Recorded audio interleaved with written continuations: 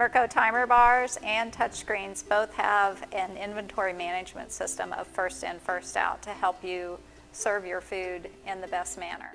When you have duplicate items, as you see here, the pulled pork, we have 2 of them, and crispy onions and hash browns. So we have 2 pulled porks, one is green and one is grayed out. That is telling you you always pull from your green first. So you would use from this section first, and then this one would follow behind.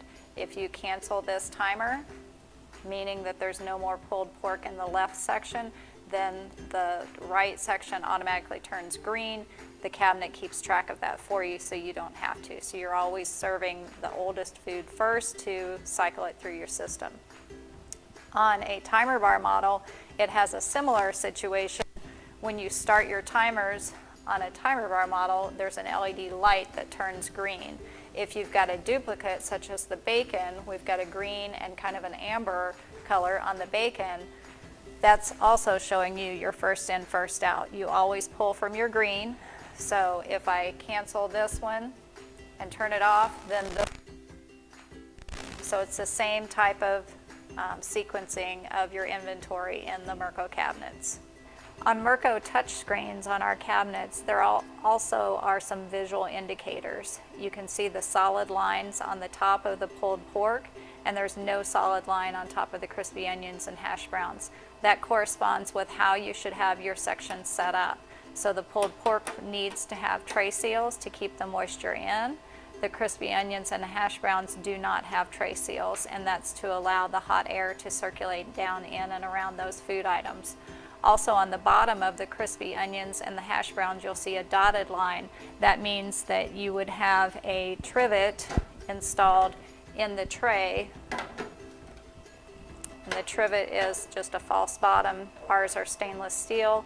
There are other types available, but you would put that in the bottom of the tray before you insert it in. That's just to help that hot air circulate around the bottom so that you don't have any soggy areas at the very bottom of your crispy onions or hash browns.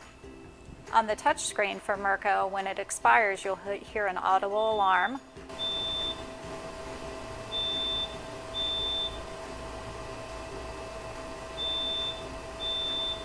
And the volume of that can be set by going into your settings. Once the alarm goes off, it turns red to alert you that that product has expired its hold time, and the timer begins counting up. There's also an option that you could change the timer. Instead of showing the expired time, it will flash the word discard instead of displaying the time it's expired. On the timer bar models, there is no audible alarm, but the LED will turn red on the expired item, so this sausage has expired, and it will also continue to count up and tell you how long that food has been sitting there expired. There are no second displays on the timer bar, so until it hits a minute, it's going to show 0. Merco touchscreen models have a built-in cleaning feature for the touchscreen. If you press and hold this padlock, it will give you 10 seconds that you can wipe down the screen without affecting any of your active timers.